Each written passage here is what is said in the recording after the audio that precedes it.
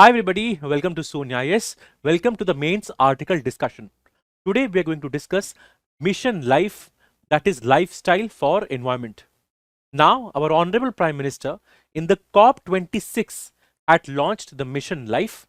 Now this is not just a mission, it is actually a philosophical and a practical approach on how to make sustainable individual short changes that give us significant returns in times to come.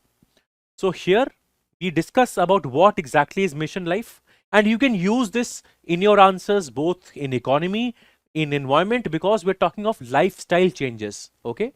And when we're talking of India, we are talking of a large and a diverse country. We have our own energy needs, and there is this catastrophic threat of climate change.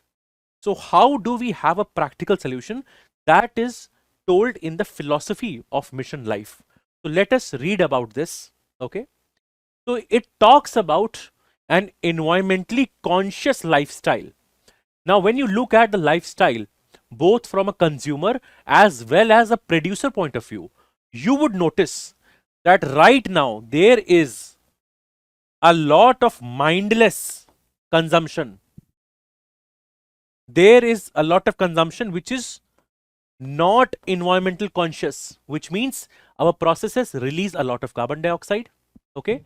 The inputs, the raw material, the entire manufacturing and the supply chain is not conducive, and in fact it is harming the environment. That is why mission life tries to bring about long term behavioral changes, nudging the people to actually have a lifestyle which actually helps the environment. So number one pillar is it talks about a environmentally conscious lifestyle. Second, it talks about a mindful utilization. Now I told you the current levels of utilization is mindless. Okay. So it moves from a mindless to a mindful utilization, which means it is deliberate, it is conscious. The people themselves know about the repercussions or the consequences of their actions, that whatever they wear, drink, okay, whatever they use, that is ultimately be having an impact on the environment. So we talk about a mindful utilization. It should not be mindless, and it is both deliberate. Okay. And here we also understand what is the aim of the LiFE movement. Okay. So here basically I can divide this into three parts. Number one, the LiFE movement, because when again we're talking of a country which is both large and diverse. So I want a collective action which starts at the individual level, but the individuals then combine to have a proper collective action. So number one aim is collective action. Second, it is climate friendly action.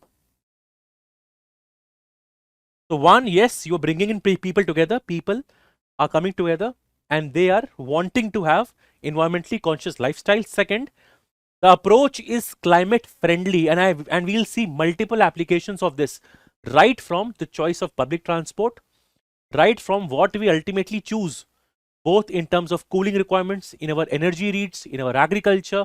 Okay. So we have to have climate friendly action. And third, social networks. So here also the whole idea, because again, when you talk of a Jan Andolan, let's say why was Swachh Bharat mission a successful Jan Andolan where we had a lot of public participation? The point is we were able to nudge, or the government was able to ultimately nudge and make changes at an individual level. So that is the whole idea behind the mission LiFE as well, that to create proper social networks wherein people take climate friendly action and a collective action. So these are the main three pillars of the movement. Okay. Now ultimately, now you might again wonder why mission LiFE. So I'll tell you the context for a country like India, and again how can India's philosophy and action can again be a role model for the international world at large. Okay. So here we are basically trying to nudge the individuals. Okay. Now again you may wonder in which manner. Again I'll start with a very simple example. Now let's talk about lighting. Okay.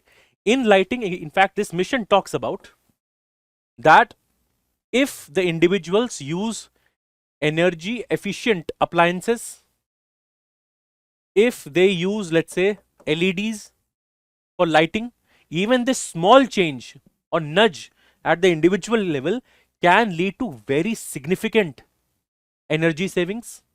Okay, that is one. Second, again, if you think of again at the individual level, let's say people use private transport. What if we nudge the people to ultimately go for public transport? Okay, so what would happen? We will reduce the emissions. The choice of more public transport will reduce the emissions. So nudging the individual is a very, very important component, because ultimately the environment or the climate cannot solely be the responsibility of the government. It is the collective action at the community level which is going to yield us results. That is number one. Second, adopting eco-friendly behaviors. For example, we can talk about how ecotourism will be of great help. We can talk about how circular economy would be of great help, where we reduce, reuse, recycle the components, right? So eco-friendly behaviors in both our living. Okay, so the kind of materials we use in construction, in, let's say, making of roads, for example, we can use fly ash. Okay, similarly, we can use less energy intensive appliances, just like we discussed. So adopting these eco-friendly measures will again, first of all, reduce our dependence on fossil fuel, which is the main culprit. So we will be able to reduce the greenhouse gas emissions, we will be able to reduce the wastage, right? So that will go a long way in ensuring proper long-term changes, right? Then reducing the carbon footprint. Okay, now here I'll share with you a very beautiful, let's say, study of UNEP. According to UNEP, if 1 billion people out of 8 billion people, 1 billion people out of 8 billion people adopt eco-friendly behaviors, we will have a significant 20% reduction in the carbon footprint. So only if 1 out of 8 billion people are, let's say, adopting, and this is by a study of UNEP, United Nations Environment Program, we will be able to substantially reduce the carbon footprint. So that is something one or the countries should take into account, right? That reducing carbon footprint can happen through individual actions, by nudging the individuals, by adopting eco-friendly behaviors, right? So that can happen. So you can also mention that as a point. Okay, then reducing per capita emissions. How can we do that? Again, we can improve the technology, we can have more thrust on the renewable sources. Okay, so that will first of all help us in achieving this particular part here. Okay, then again, if I talk about that, let's say, if we are having green shipping corridors, this will also help us to reduce our per capita emissions. Okay, and you can even include other new technologies which are coming in, which are helping to reduce the waste. So all this will go a long way in ensuring that yes, your carbon footprint is less, and then you are reducing your per capita emissions. Again, because the point to be noted that while India has lesser per capita emissions of carbon dioxide, or let's say the greenhouse gases, but cumulatively India is still a large emitter. And from that perspective, if we are able to reduce our emissions, that would go a long way. Okay, so here yes, we have to have a thrust on the renewable resources. Okay, so that is something very important. Okay, and ultimately reducing both the carbon let's say per capita emissions and carbon footprint would also show our collective responsibility and solidarity. And you can club those points, both the points, saying that India will also be setting up an international example or become a role model. Okay, because again, we have seen both, let's say, US or China, who have been historically big emitters, not taking the responsibility. So if we are able to have a lifestyle movement, and then we are able to then, let's say, demonstrate through examples, this will go a long way. It also helps to boost our image internationally as well as a very responsible nation. Okay. Now, this is one theme that you also have been seeing a lot of times, PPP, not the PPP of economy, but PPP here is pro planet people. That people, whatever choices they are making, it is pro planet, which means the nature here is at the forefront. And again, when we talk of nature, let's say, so we have a lot of biodiversity hotspots. Okay. So whatever actions we have right now, a lot of, let's say, tourism happens, which leads to a lot of destruction. Again, you have seen a lot of, let's say, human animal conflict, etc. So that is not pro planet. How would it be pro planet? Let's say we have integrated wildlife corridors which are managed, better use of technology, people actually being made aware so that you also integrate and save the biodiversity, right? So pro planet people would actually be very important here also. Ultimately, we want collective action. Okay, remember our three principles: collective action, that too at the local level. That without the participation of local people, mission life would not really, let's say, flourish. Okay, so we want people to actually be using it, right? And again, what can be pro planet? Again, you can think of plantation of trees, afforestation, okay, integrated, let's say, a watershed management, taking good care of whatever land, water, resources we have. So all of that as a philosophy is pro planet people. Okay. And ultimately, if we are able, because see, given the huge population India has, and if you're able to create a chain reaction, if you're able to nudge the people within India, then you have a very significant diaspora outside India as well, right? So if we are able to nudge them, imagine the kind of impact this will have. This will also be a good domino effect, that this ultimately becomes a global movement.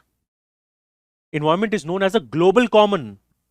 And we have also seen sometimes what happens when something is everybody's responsibility, it sometimes becomes nobody's responsibility, right? So here also, when you ultimately nudge the individuals, you become a national movement, and ultimately if it culminates into a global movement, that would be the way to go. And again, imagine, for example, right now, one of the biggest threat which the world is facing is plastic pollution. What if we are able to, at our level, through Mission Life, for example, it is said that we can use a lot of alternatives to plastics, right? If we are able to do that, and imagine if we are able to make it a global movement, right? That would be far better, right? So these sustainable choices are required at every step. That is one of the main takeaways here. That is why you need Mission Life. Because again, we have seen, if you, I'd already discussed the IPCC 6th assessment report, right? So you know the kind of increase in global greenhouse gas emissions in the average temperature globally. So we would want to limit that. How would that happen? Ultimately, you have to integrate actions of people. So yes, that is why Mission Life is important. Now, again, one of the important things in mains usually is what are the benefits which are there because of any of these lifestyle changes, right? So there are few benefits which I want you to, let's say, deliberately think about. Okay, we'll start one by one. Bringing behavioral changes. And when we say behavioral changes, think about Beti Bachao, Beti Padhao. Okay, because it was able to bring a behavioral change. Similarly about Swachh Bharat Abhiyan, how it became a Jan Andolan. Now, if we are to make behavioral changes, again imagine, why do people use a lot of plastics? Why are people polluting? Do they really love it? But sometimes you would notice they don't have adequate alternatives. They might not be they might not be given such good education. Okay, and sometimes it is just that it is very convenient. Again, if you look at plastics, it is ubiquitous, it is present everywhere, very cheap, and it is very convenient. So ultimately, if you have to bring a behavioral change, it has to happen both at the level of consumer as well as at the level of producer. It cannot be simply that you say that it is the producers who are making the plastics. The consumer is equally culpable, right? So number one, the consumer responsibility is very important. But what if the consumer is responsible? But for example, you go out and you take, instead of plastic straw to drink a juice, you get a bamboo straw, but that is very expensive. So here also remember, if you want to bring a behavioral change, it is driven also by the economics or money. The money component is very important. That is why both consumer and the producer have to take a responsibility. And when I say producer, I also mean integrating circular economy, reducing the waste. Think about your 3 R's: reduce, recycle. That is why phrases like circular economy will make a lot of sense here. Right? And then this has to be integrated into living responsibly. And that is why we have to shift from mindless consumption to a mindful and a deliberate consumption. To think that each of our actions really matter. And you would have heard, let's say, Mahatma Gandhi and other thinkers talking so much about that. If you want to really bring a change in the world, it starts with the individual. It is the individual who create these ripple waves. And ultimately that can lead to a big global movement. So all the things, be at the level of consumer, at the level of producer, and at the level of ultimately living responsibly. And if that happens, ultimately the level of waste which is you would see in urban metro cities will significantly reduce. And again, when I'm talking of waste, I'll take just a small time. Again, you know, the dumping of the waste. The biggest issue there also is that the waste is not segregated at source. Dry waste, wet waste, all of that is just simply dumped into one particular thing. So if somebody is living responsibly, ultimately, what is the bare minimum they can do? They can at least segregate it. So that would go a long way, right?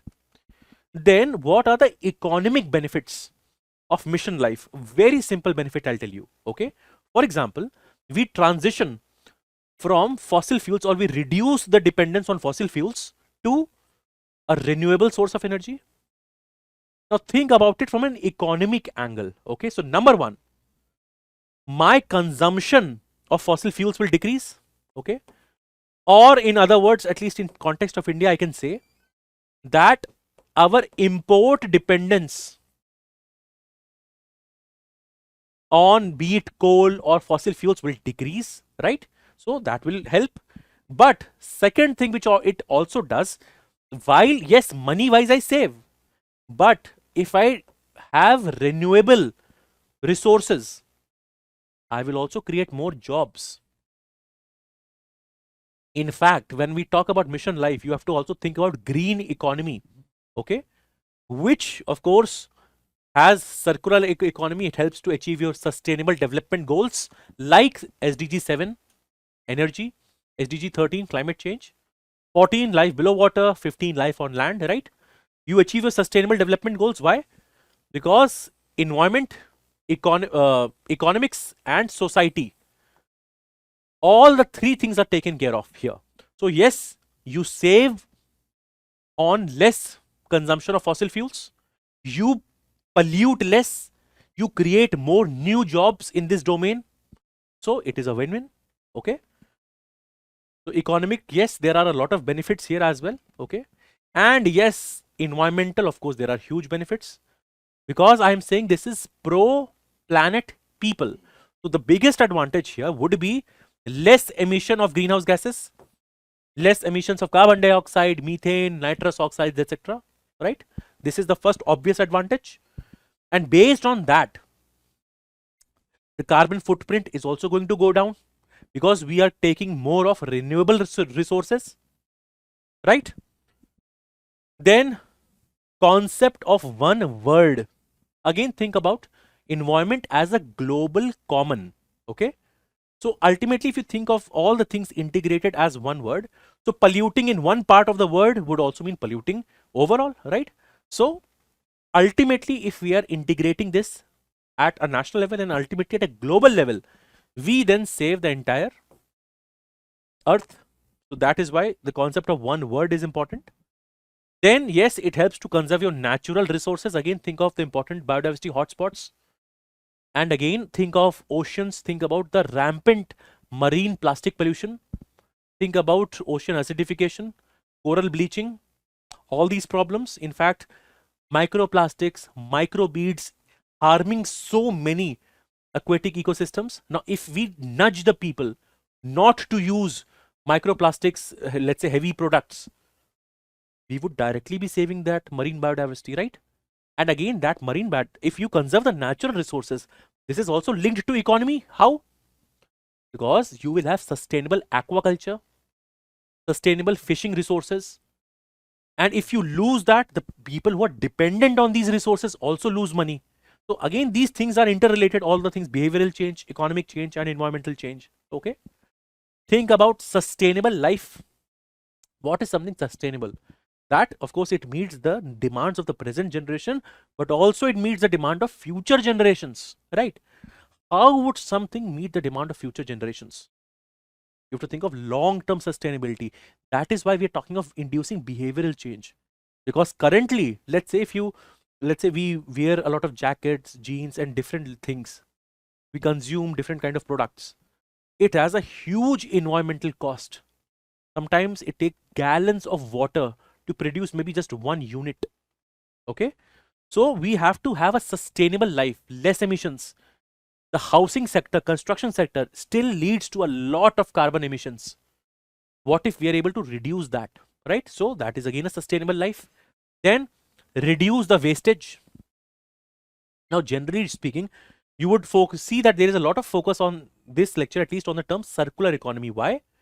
In a circular economy, you use inputs, you have a process, you have a product, and these things are interrelated. But generally speaking, what you have an input, you waste a lot of the products in the process, you create a product, again you require a lot of material. So what if you're able to reduce the waste? This will lower down your production cost. This will also reduce the emissions which are there from the waste products. And ultimately, to treat the wastage, you also release some emissions. This will also help. It also helps to reduce the wastage, right?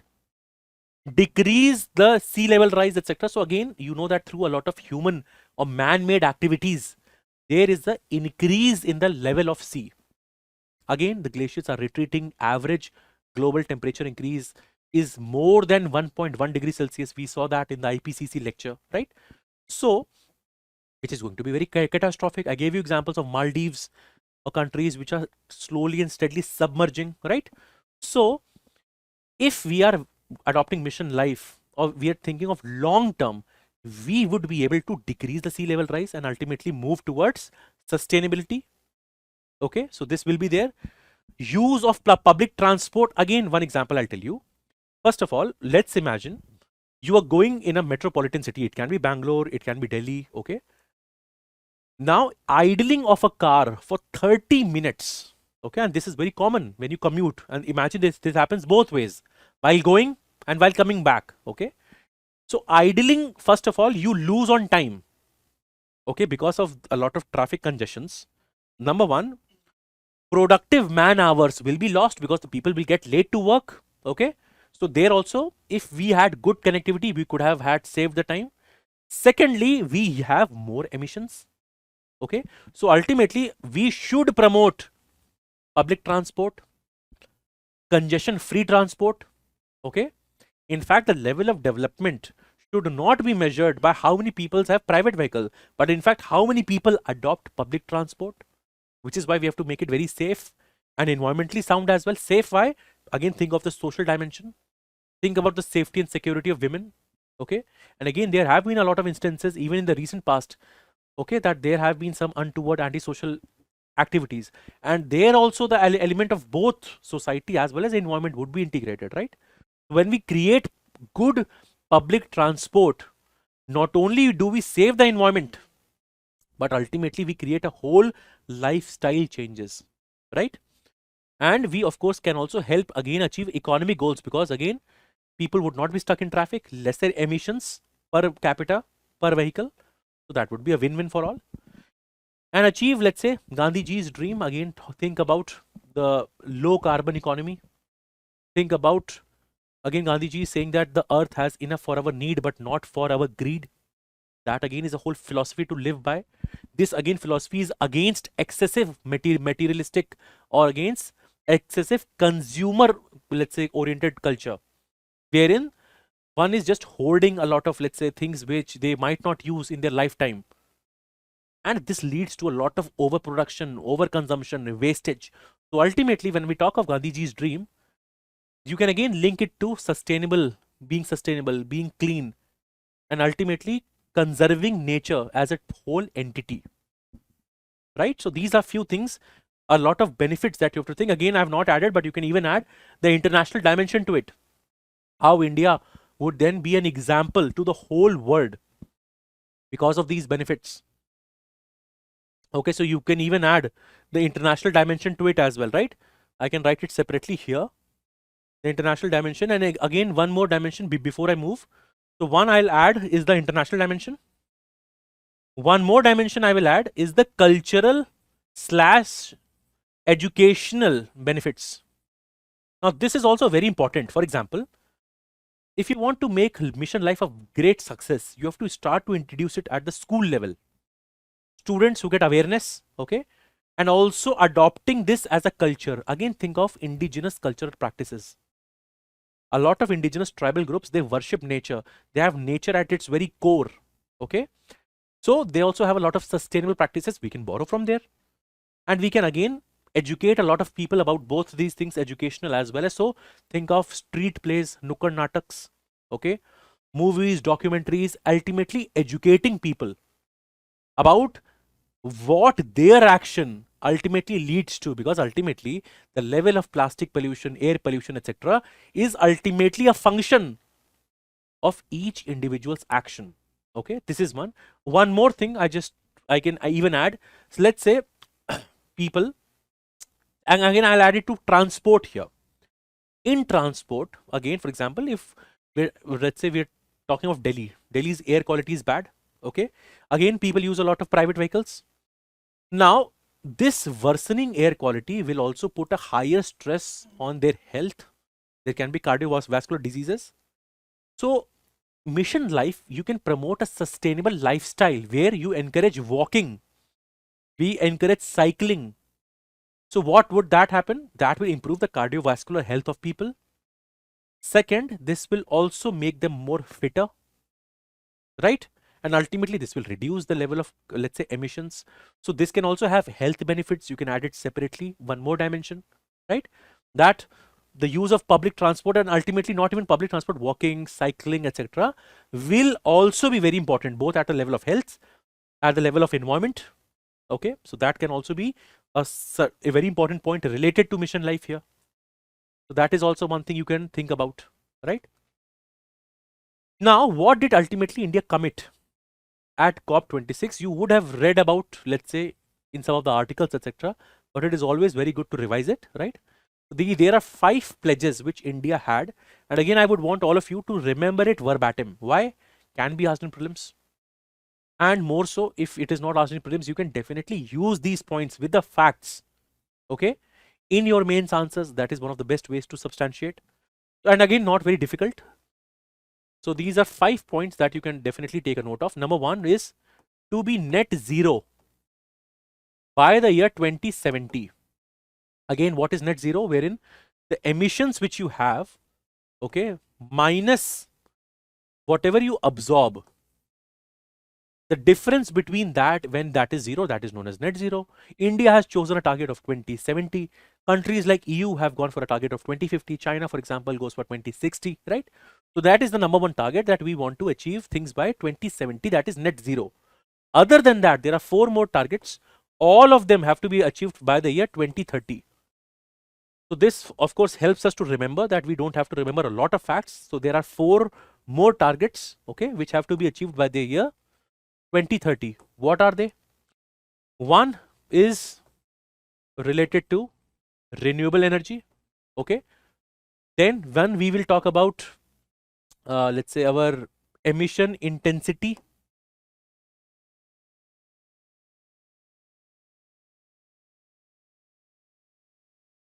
okay. Now one by one I'll tell you. For example, when I'm talking about this renewable, okay. So, and again one more point here is that reducing the carbon emissions by 1 billion tons. Okay, so we will have 50% Okay, so there in the renewable energy, or let's say the non-fossil sources, there are two figures that you have to remember. One is to have 50% of renewable by 2030, and second is non-fossil sources would be, from that we will get 500 gigawatt by the year again 2030. For from 2 to 5, the year is 2030, so you don't have to get confused, right? Then you have to reduce the emission intensity. This is 45%. Okay, initially when we had the commitments at COP21 is the Paris Climate Agreement. Back then we had a certain level of commitments, but then these have been updated, and in fact we have had more ambitious targets, which goes in line with the philosophy of mission life, right? So these are few things. So yes, renewable 50%, non-fossil 500 gigawatt, emission intensity reduction by 45% by again the year 2030, and reducing the, let's say, 1 billion carbon ton emissions, okay, again by the year 2030. So these are the India's commitment at COP26. That is number one. Again, you would want to know what has India achieved towards the sustainable future, because again mission life seems very ambitious. So I'll tell you there are many things which India has done, okay, and we'll see them one by one, which again shows that yes, we are committed towards a sustainable future. First is our commitments at the COP25 to our COP26 Glasgow, UK, which is known as the Panchamrit, the 5 pledges which India has. Okay, so India's achievement, what are the achievements towards a sustainable future? One by one we'll see. So talking of, yes, the forest cover and the forest and tree cover in India is increasing. If you look at the Indian State of Forest Report of 2021, which is the most recent one which is out, okay, so we are seeing that yes, both the forest and the tree cover is growing. Right now it is at 24.62%, but yes, it is growing. That is more important. So that shows that we're committed to a sustainable future. Okay. Then with respect to renewable energy, I just told you that our targets, initially we had lesser targets. So again, we had 40%, but now we have increased that to 50% renewable by 2030. And again, non-fossil has to be 500 gigawatt. So there is a great thrust on renewable, and particularly on wind as well as solar. Okay, there is a huge thrust because ultimately we have to drive away from fossil fuel based energy. So if we move from fossil fuel based energy to a more renewable source, that is ultimately the way forward, right? Then in ethanol blending, we have a target of again 20% ethanol blending, right? Now this particular target again has been revised. Initially our target was around 10%, but again we have been able to achieve that. So this is something which also we had been able to do this. Okay, and again the year is 20% by the year 2025. So again this shows when you blend ethanol, again what would happen? The consumption of the fossil fuel will go down. The emissions from fossil fuel would also go down. So forex savings, yes, less import dependence, better from the sustainability point of view, right? Again, to think of a sustainable future, we have created a coalition for disaster resilience infrastructure. Okay, disaster resilient infrastructure, DRI. Again, this is to highlight to you that climate change and disaster management will go hand in hand. This coalition again India has created to create a more sustainable future, because as we move ahead, the world is threatened by a lot of catastrophic climate change related events, and in that our preparedness should be there for disaster resilient infrastructure, right? And again, of course, at COP21, India and France had come together to have International Solar Alliance, which is doing a lot of work. Again, you can link this to the renewable energy component here as well, right? So combining all these things, we see that yes, India has had a lot of important steps. Okay, and on top of that, now you had the mission lifestyle, which is what, talking of pro planet people, talking of environmentally conscious lifestyle, right? So if you put all these things into perspective, then you can notice that yes, we want to create long term behavioral changes, okay, so that ultimately we are able to conserve the nature and also set an example for the people at large. Okay, so this is something you have to, let's say, take a total note of. Okay, and with this I come to the end of this lecture, and I would let's say recommend that you watch both IPCC's report and this particular topic both combined, so that you get a very good understanding, because here also we discussed a lot of examples, a lot of benefits with respect to this topic, right? Again, if you want to get access to the notes, you can join our Telegram channel, which is Sunya Notes 50. Okay, And again, we'll be again meeting you very shortly with another mains article discussion where we cover these mains topic from a holistic perspective. I'll see you shortly. Thank you.